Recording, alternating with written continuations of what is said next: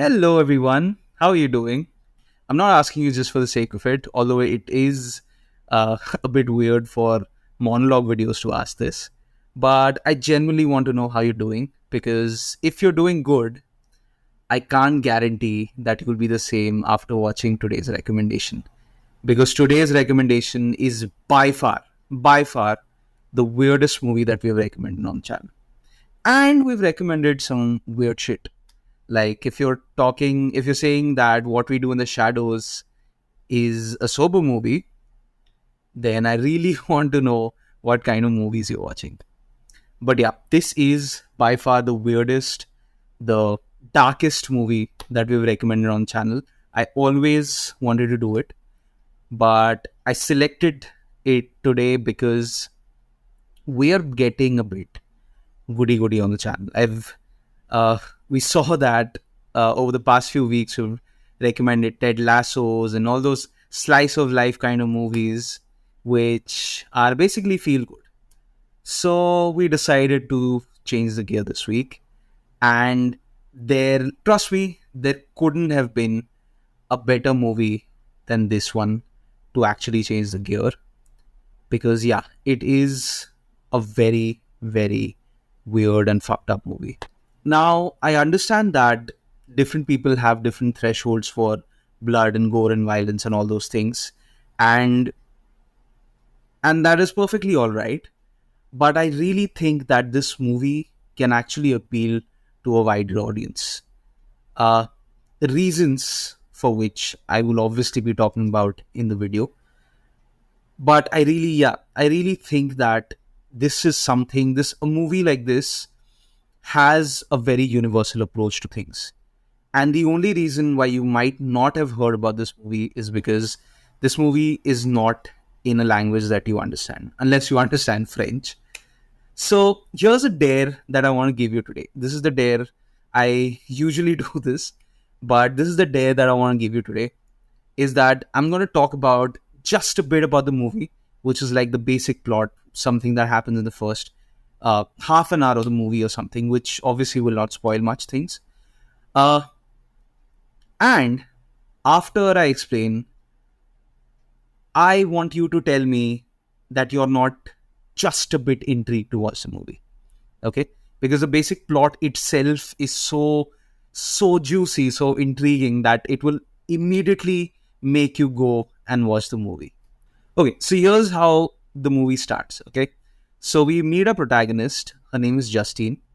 She is a proper vegetarian. Her family is vegetarian. Her mom, dad, even her sister, all of them are like proper vegetarians, strict vegetarians. There's a scene right in the beginning of the movie where she finds a meatball right in the middle of her mashed potatoes, and her mother doesn't even let her take the meatball out and eat the rest of the mashed potatoes. No, she's livid about it that someone did that to her. So they're that strict about it. Okay. So she has been selected in a veterinarian college. So she's going there where her sister already studies. I think she's a couple of years senior to her. So she's this very shy girl who doesn't interact with people that much. And what happens is, in her induction week, she, along with her fellow freshers, they are ragged by her seniors, which has even her sister doing that to her and to other people as well. Okay.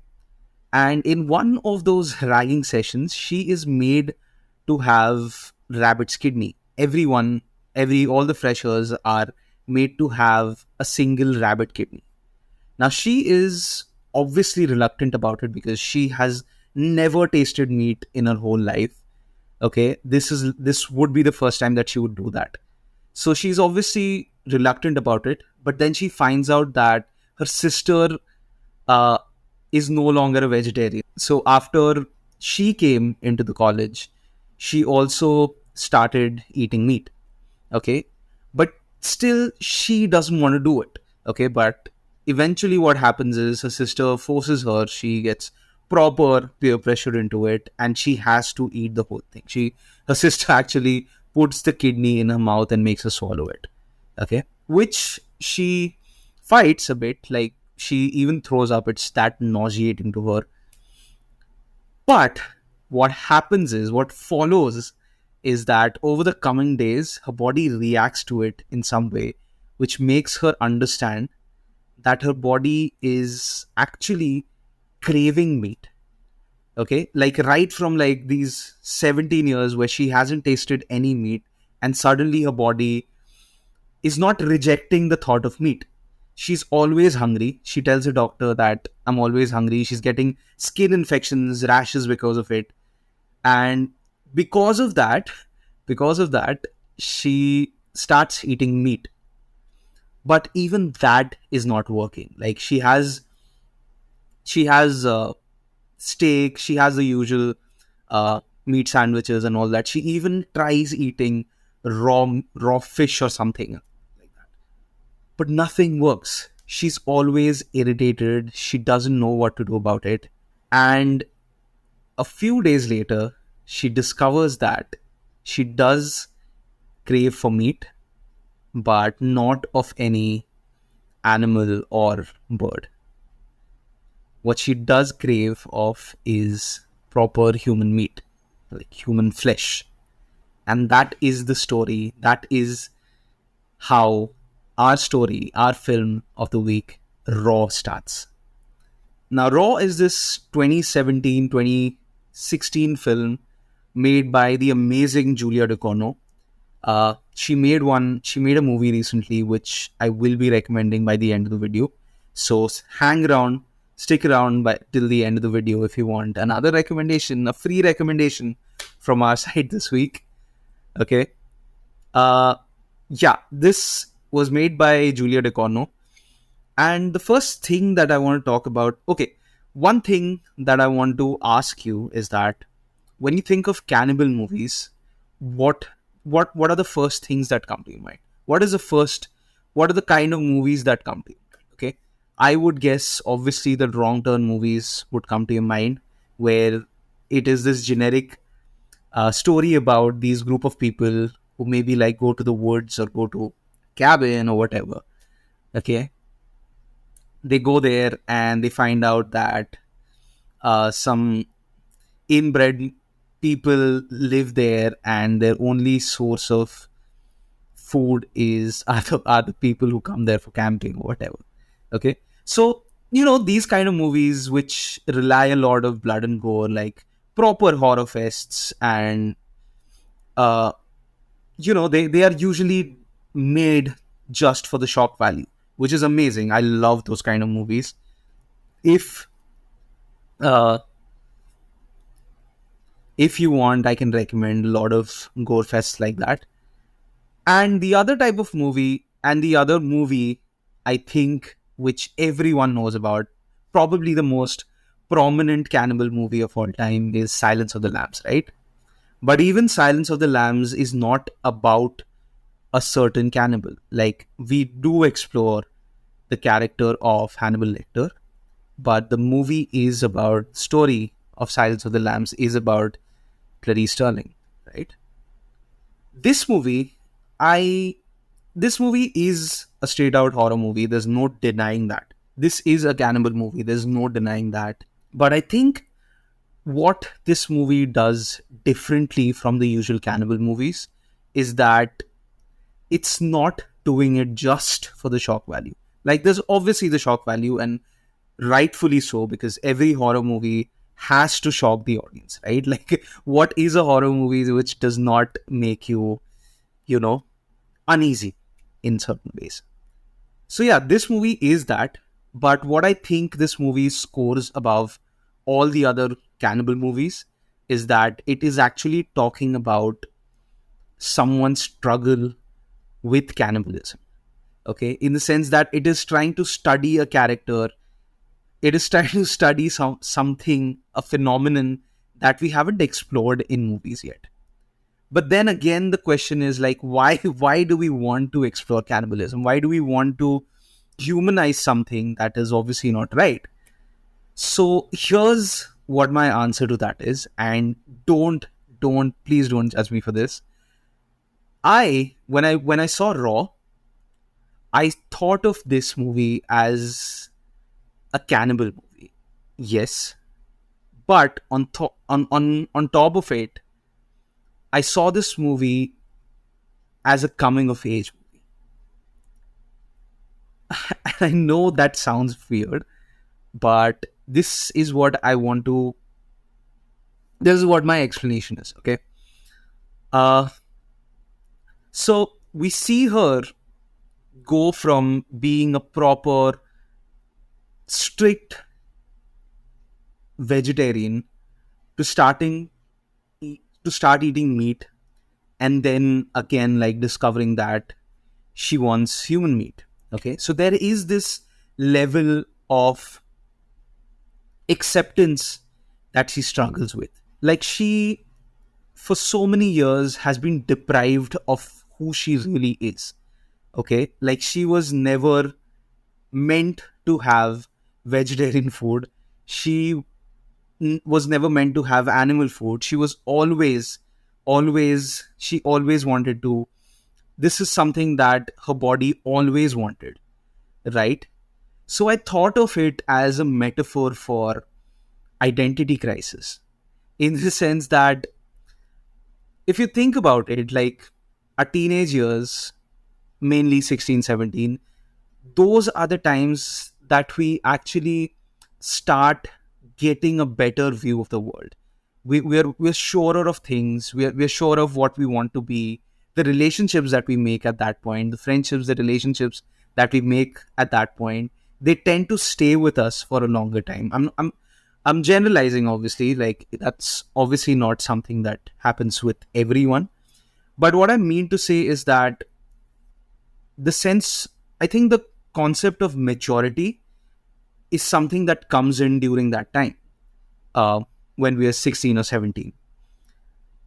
So, in the sense, like, we are all obviously struggling with our identity. We want to become something, and we are trying to, we're surer of what we want to do in life. Like, we are discovering sexuality. There are so many things, like the kind of relationship that we have with our parents. We try to form more meaning out of it, right? So that is something that happens to us at that age. And in the same way, Justine, our protagonist, is also struggling with those things. Her sister's obviously there in that university, so she is trying to, bond with her sister in some way. She has a crush on her roommate, who unfortunately is gay. That's why he is her roommate. So he's definitely not interested in her in any way. So she's struggling with her love life as well. She's struggling with her sexuality as well. She is this shy girl who's never done these things. So, along with the struggle that she has about her cannibal problem, she's also discovering these things. And I think what the movie does amazingly well is the way it balances between the transition and also the transition of how she becomes more and more confident. Like, I think the journey from her being a vegetarian to eating animal meat to eating human meat, as and when she accepts those things about her, she gets more and more confident. Obviously, this is something that she uh, can't tell anyone because it is not normal even in her world. And that's the reason why I think this movie is a coming of age movie. And the transition, also, the way they've shown it, is so meticulously, fantastically done. It just blows my mind. Like, so, like I told you about the rabbit kidney incident, she throws up, her body straight out rejects it, and she's also not okay with the fact that her sister has stopped being a vegetarian, but she herself, she doesn't want any of it. Like, she is not going to come under peer pressure. But then her body reacts in a certain way that she can't help. Like I said, she develops rashes and all, like uh, rashes, she scratches, and it is one of the most uneasiest things that you'll see in the movie. Like, the movie has, by the way, some of the most goriest sequences of all time. So just if you're triggered by anything like that, this movie might not be for you. But if you can watch it, I would genuinely recommend, because the movie is not, like I said, it's not just about the shock and awe of it. It is telling a story of this person who's dealing with her identity. Okay. So, like I said, yeah. So she has skin rashes, and it's very uneasy to see her. She's not. She starts getting insomnia and all those things. This movie can actually fall under the body horror genre as well. Like, something, if you've seen uh, David Cronenberg's work, like The Fly or The Thing, or all those things, is just something that you'll enjoy as well, because the way her body reacts to it, I think that could also come under the scenes that are shown. Those can also come under the body horror genre. Now, I'm not a vegetarian, but I've seen my friends, whenever they have meat, how traumatic an experience it is for them. Like, when they put meat in their mouth accidentally, it is a very traumatic, it is a very nauseating experience for them. The scene actually reminded me of this anime called Beastars, which is a very good anime. If you have to, if you're into anime, or even if you're not into anime, it is something that you should check out. We are obviously going to recommend it on the channel someday. So the anime is about this group of carnivores and herbivores living together. So it's a world where uh, the meat eaters and the vegetarian herbivores, they live together, and the carnivores aren't allowed to eat meat at all. Like, they have to resist their urge of eating herbivores, or any kind of meat for that matter. So there's a storyline where a deer or a stag or something is made a leader of a lion clan, and to prove himself as a leader, he has to have meat in front of them every day at dinner. Uh, and it is such a great. You can, even if you eat meat, you feel bad for that person. You feel bad for that deer for going through something like this. And in the same way, even in Raw, when she has that, when she's uneasy about it, when she's not feeling good about it, you actually feel for Justine, because she never wanted to have it. Okay. So yeah, the transition that they've shown is so finely done. And this transition is also not something that they just show. They don't want to get into the cannibal aspect immediately. Like, they take their own sweet time, and that is so beautiful to see someone have such a great hold of their story. And that is why I think, like, the writing of Raw excels. And then there's my favorite scene of the movie, is when she discovers who she actually is. When she discovers that human meat is what she always wanted in her whole life. Okay. So the scene goes like this. So what happens is, someone that she knows, I think it's a sister. Yeah, it's a sister. Uh, she cuts off her finger, just a tip of her finger, and she faints. Okay, her sister faints, and she's holding the finger. She calls a medical facility, and they tell her to store the finger in an ice box or something for it to be put back. For it to be put back. So she's looking for it. She's looking for an ice box, and she's looking for it, and suddenly what happens is, she stops. Okay, the camera's focusing on her. She stops. We don't know why, and she sits down, and she's looking at the finger. Okay, and she's looking at the blood dripping off that finger. So what she does is, while the blood is dripping, it she holds a hand under the finger, and she sucks the whole blood out of that finger. Okay, and the music kicks in. and it's one of the best sequences that I've seen in a horror movie ever. It's so satisfying to see something which is so easily done. It looks very easy, but I'm pretty sure it took a lot of hard work to understand understand what her character is was going through at that point. And the scene doesn't end there. Uh, she's looking at that finger. She's sucking the whole blood off, and while she's looking at the finger, suddenly she takes a small nibble from the thumb, and she immediately knows what she wants to do, and she eats off the whole finger. And the sister finds out. She wakes up uh, after some time, and she sees Justin eating a finger off. She actually eats the whole thing, and she's obviously pissed off about it. But yeah, it is a fantastic scene. You have to watch out for that. Now, like I said in the beginning of the movie, when we meet her, she is this shy kind of person. She doesn't know how to talk to people. She doesn't know how to talk to her roommate, who she has a massive crush on. But she's very timid. But the way they have shown the parallels between her cannibalistic self and her teen struggles and her identity crisis kind of thing, uh, it goes hand in hand. She gets more and more confident. Like there's this thing. So in the beginning, in the first week or so, the seniors they put up a rule that the freshers have to wear something sexy, something party like, just in the first week. And she doesn't even have a party dress, so she borrows her sister's dress, and even that she wears on top of a t-shirt and a jeans.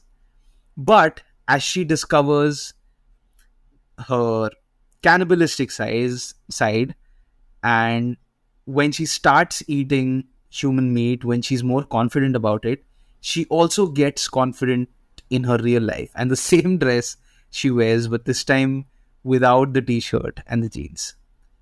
So yeah, the parallels are very well shown. Her dealing with her sexuality is something that is very well explored in this movie. Now there's a scene where she's locked up with another boy, and they're supposed to make out. They are locked up in a room and they're supposed to make out. And while they're making out, she realizes that this is where the conflict comes in. She realizes that uh, this is the closest that she has been with another human being. So the conflict is that whether to have sex. She's a virgin, by the way. So the conflict is that should she do it or should she eat him? And while she's making out, and the next scene is about this guy screaming in the room and comes out of the room, and we see that a piece of his lip is actually bitten off. So yeah, this is the kind of struggles that she faces in her life. There are so many scenes like this. Obviously, it makes you uneasy, but you also get to know what she's going through, how difficult it is for her to talk about herself, even to her sister. Like there's a scene where uh she even asks her, like, do you think I'm weird? So she is dealing with all those things. Her sister is very kind. She's very protective about her, even while they're ragging the freshers and everything. She's obviously very considerate about it. But yeah, these are the struggles that she's facing in her daily life. Now, the last thing that I want to talk about is actually one of my favorite things in the movie, but I can't talk about it without spoiling it. So I want to give a spoiler warning. Uh, so you know the drill. If you haven't watched the movie, please go and watch the movie and then come back. And I think you should watch this movie. A, because it's exciting and all, and it's just 98 minutes, so it's it goes by like that. It's not fast paced, like I said. It is basically a character study at the end of the day, but I don't think you'll ever get bored in the movie, because this movie does rely um it does rely on you to concentrate on the characters, but it also serves up as a great hour in horror. So yeah, if you don't want any spoilers, you should uh, pause the video, watch the movie, and then come back. But if you're still here, I don't judge you. It's fine to know about spoilers and then go watch the movie. That's also fine. Some people still do that. But yeah, this is a spoiler warning. Uh, okay, I've given you enough time. This is a spoiler. Okay. Now, we discover after a few minutes of the thumb eating thing that her sister is pissed off, but she's not pissed off about the fact that she's a cannibal. She's actually pissed off because she ate her whole finger. Okay. And the reason why she's not pissed off because she's not a cannibal, is because she herself is a cannibal. And the way, and she has a very innovative way of satisfying her cravings. What she does is she stands in the middle of the road and causes accidents. And when she knows that the human does not have any chance to live, that's when she eats them. And she even makes Justine learn it.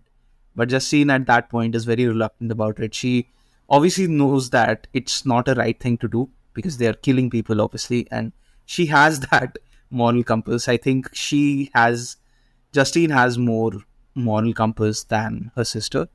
Maybe because, her sister's been doing that for years and Justine is fairly new in it.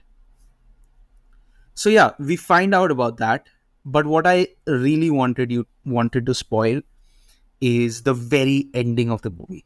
And that is why I wanted to give a hard spoiler warning, because it's literally the last frame of the movie. Okay. She's sitting on the dinner table with her parents. I think her mother's not there. She confesses everything to her father. She tells him that she's a cannibal and all the bad things that she's done.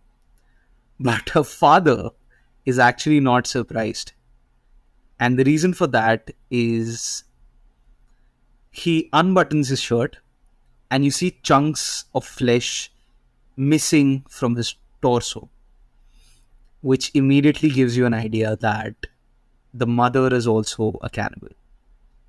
Now, this is what my interpretation of the ending is. My interpretation of this is, okay, we get to know later on her father also tells her that her mother is a cannibal, and that is something that he just accepted.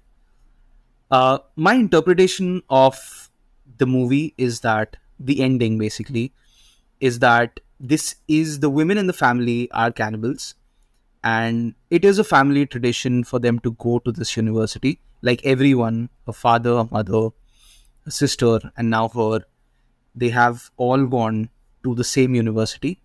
And I think that is necessary, that is a family tradition, because in this university they get to learn how to control their urges, how to learn how to live with themselves.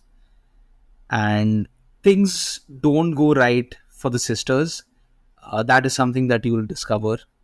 A lot of things happen between her discovering that she's a cannibal and her confessing to her parents. A lot of things happen. A lot of things go southwards. But I think the reason why they sent her to that university is because they also learned how to, like her mother also learned how to control her urges. And yeah, I think so. That is my interpretation of it. If you have any interpretation, you can tell me in the comments. I really want to know. That is something I would love to discuss with you guys. So tell me that. But yeah, overall, I think that is all that I want to talk about for this movie. It is a solid movie. I think this came out in 2017. Yes, this came out in 2017, and I remember putting this. I think 2017. My favorite movie of that year was The Shape of Water, uh, and just below that it was, I think, Lady Bird, and then there was Raw. And me and Surbi, we always have this argument about which is the better coming of age movie. She thinks that it's Lady Bird. She doesn't even think Raw is a coming of age movie. I think she only thinks of it as a proper cannibal movie and nothing more than that, a proper horror movie, which is actually fine. Like, if you want to watch only a horror movie, this movie still works. I think it's a proper, like I said, it's a proper gore fest. There are a lot of things that will make you uneasy. There are a lot of scenes which are played for the shock value. So it's perfectly all right if you want to watch only a horror movie. You don't want to get into character studies and all that. Raw will still work for you. But if you want to watch something, if you want to explore a certain character, if you want to watch a movie which explores a new side of a human being, if you want to see how one struggles with identity crisis, this movie is still for you. And I think that's the reason why uh, this movie has a universal appeal to it. That is the reason why it got a lot of accolades. But the only reason why it's not popular, it's not part of our pop culture, is because it is not in the English language. And I think that is completely unfair for an amazing, amazing movie like this. And so that is my recommendation of the week. Oh, by the way, I forgot to mention another movie that Julia Ducournau uh, directed. I think it came out in 2021. Is a movie called Titan, which is equally fucked up movie. Uh, it is about this girl, this woman who does a lot of fucked up shit. Out of which, one of the things that she does is that she has a relationship with her car, and it is, let me just say, the relationship is anything but platonic. That's all I would say about it. Please watch Titan. It's something that, so one thing that I realized between Raw and Titan, something that Julia Ducournau loves to do is generate proper empathy for characters who do really, really bad things. But in that universe, you actually empathize with those characters because it's in that universe, it is fine for them to do that. Uh, I think it's a way, in a way, it's telling us that we know that these things, the things that they're doing, is bad. Like, obviously, killing human beings, eating human beings are bad, but you can't judge them for it because they themselves can't help it. And the way the transition, again, the way the Raw shows the transition is something that I feel is cinematic excellence. And that's the reason why I think you should watch Raw right now. So please let me know in the comments what, after watching Raw, please let me know in the comments if you think which is the better coming of age movie. Do you think it's Lady Bird or do you think it's Raw? If you want us to make that debate, please let us know. We have always done it. We I think that is a topic uh, that is something that we always discuss. So we wouldn't mind doing that in front of the camera as well. But for that, you have to tell us what you want. And that can only happen if you comment below. And if you like our videos, and if you like the rest of our videos, please, please, please subscribe to us. And we'll see you every single week. This week it was a bit late. Apologies for it, because since the video format is something that we are still getting, is a bit new to us right now, so there are a lot of technical challenges that we face daily. Okay, so bear with us. But one thing that we promise to do is that to come to you every single week recommending only the superlatives. Okay, so like this, next week also we'll be recommending something amazing. So watch out for the space, and I'll meet you next week. Bye bye.